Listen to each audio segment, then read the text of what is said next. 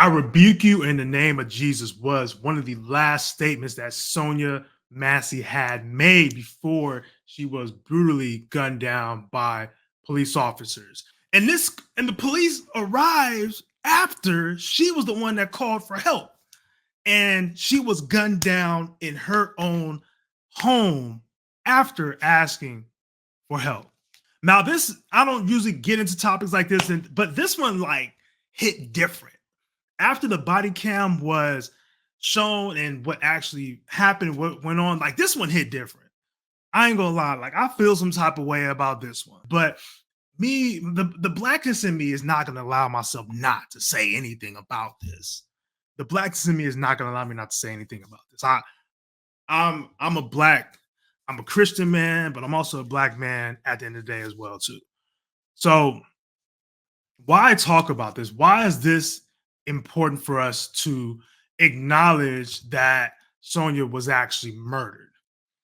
If you guys seen the video, as I always kind of say, I encourage you not to watch the video, but at the same time, I think we need to open up like what actually happened in order for us to actually have the context of what actually went on. Now, if you guys seen the video, you guys know, you guys seen Sonya. She called the cops. She was boiling some water for, I'm not sure what she was making or whatever, but she had some stuff on the stove, but she was removing it so that the water wouldn't overflow, like it wouldn't overflow and cause any more damage or whatever it may be. Now, as she was doing this, the cop was like, I guess they're kind of keying about, like, hey, you're gonna, the stove or whatever, going to the stove, whatever it is. But after she was grabbing the water, she had made a comment and said, hey, I rebuke you in the name of Jesus. He had said something. It was like, hey, I rebuke you in the name of Jesus. And this fool decided to say, oh, no, and I swear to God, you're not about to rebuke me and all this other stuff. Literally, Sonya was like, okay, sorry, fell to the floor, and he decided to gun her down. And this wasn't no gun down like I'm just gonna shoot you. It was literally like a headshot. It was so brutal to the point where his partner was even saying, like, hey, like, I'm gonna go get the kit because we need to try to revive her pretty much. And he was like, nah, it's a headshot, she's dead. And after the other cops have arrived, he had framed the story as if she was coming with him after him about to throw the water. And he's like, that's why all this water's on the floor. Like, no, the water's not on the floor because the water's on the floor because after you shot her, the water then disseminated and went all over the place. And he had made some other comments, and I think this is more so around like what got me even talking about it as well too, and just really thinking about it. He's like, hey, he addressed her as a derogatory word. Hey, this blank, you can fill in the blank, was crazy. And it's like, okay, black women in this country, I feel like, and this is just my opinion, are the most disrespected citizens in our country, without question. But to say like she was crazy, it's like, okay, you was implying that she was doing something out of character, so that justifies you to kill her. What does that say about the view of black women and like black women being crazy? So if you think a black woman is crazy, if she's crazy, then she doesn't deserve to live. If she's crazy, what does that say about, other black women that maybe are receiving services or maybe mental health services and, actually maybe don't want to receive mental health services now because they don't want to be seen as crazy. There's a stigma around that. And granted, she wasn't being crazy. In my clinical opinion, she was not being crazy. Like, crazy is not the word to even use. It wasn't even be used. Now, if he was more of a person that, like, I guess, loved the devil and all that other stuff, yeah, she made it seem crazy because she said, I rebuke you in the name of Jesus. Like, you're not about to come in my house and, try to disrupt my peace. I called you for help. I rebuke that in the name of Jesus. That house, she seemed like the person, like she may have been praying over that house, or she may just like her peace. I'm not sure if she was living there alone. I know she had kids as well too. I'm not sure if the kids were in the home. I'm not sure if that was really disclosed. But for somebody to call 911 and not get the help they deserve and actually be gunned down, it's just very telling.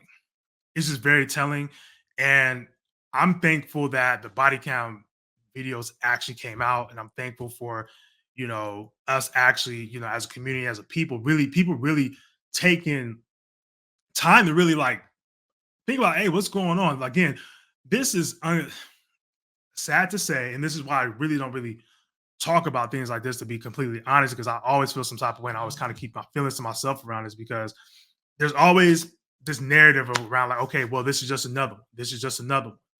You know, I even had conversations. I know the first person um, that I really kind of felt that like police brutality.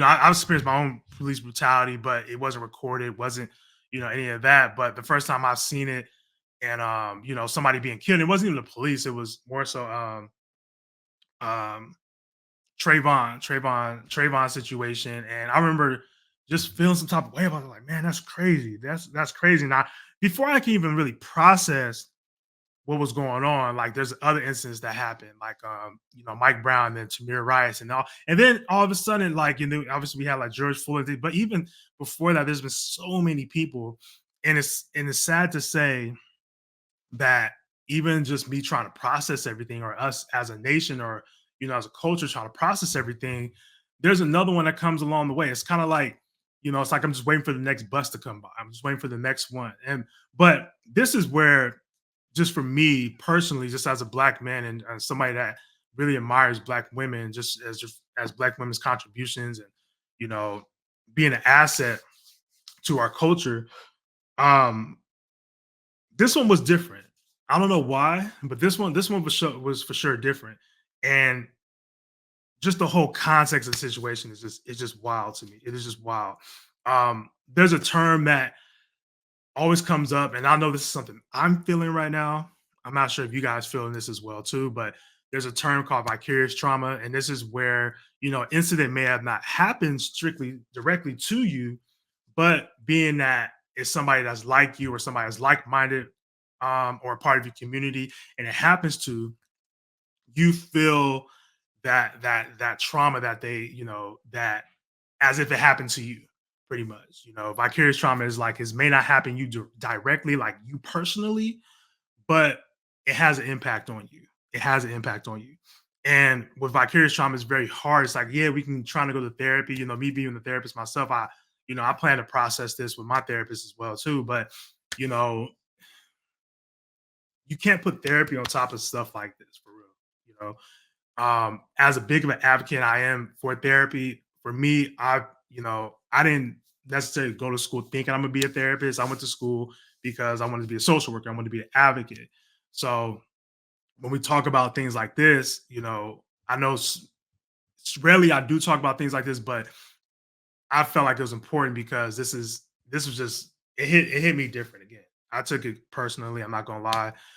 This could have happened to any black woman I know, and it could have happened to my mom. It could have happened to my fiance. It could have happened to my sister. It could even happen to my niece. Even as young as she is, it could happen to anybody. Like, if this is the protocol, especially in a situation like this, of police to act upon this, because there's always that justification. This is why a lot of police officers do get off, is first is the state that they live in. If the state has these laws that protect police around things like this, um but also too, if the police officer feels justified and like, hey, my life was in danger, that's why he was like, hey, she was running at me with this boiling water, so I had to shoot her. It's like, bro, she wasn't even running at you. She literally fell to the floor and said, okay, I'm sorry, I love y'all. Like, but that is just wild. It's just wild. I think just as I kind of wrap up my thoughts around this, because I am still processing this a lot.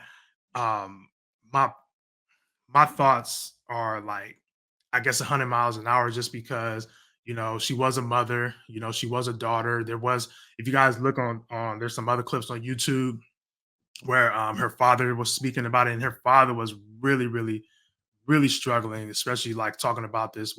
In closing, I really just want to say like it's okay to be upset. It's okay to be angry. It's okay to have a voice and advocate for things around this because this is something that should not happen. Like I know even in the past, I'm always kind of more cautious of our community killing each other, how we promote self love or how we promote love in our community, and how we don't always display that. But when it comes down to it, I mean, a life taken is a life taken. And Sonya's life was taken prematurely based on pure hate. And the devil's busy. I mean, for you to say, I rebuke you in the name of Jesus, and somebody gets that triggered, that's just my opinion. That's just my opinion. Like you're that triggered that she brought up Jesus. Like that's wild. That is wild. But let me know what y'all think in the comments, man. I know this is a sad and tragic situation, but my hopes is that we can, as a country and as a people, just just do better. Like just do better. And I know, sadly, this is a narrative in our community. This is a narrative that's an ongoing thing, but we need to do better. We need to most definitely do better. We need some more healing. We need some more support. We need some more resources. We need some more of that and less of this. More of that and less of this, man. Again, I appreciate y'all for tapping in. Y'all take care.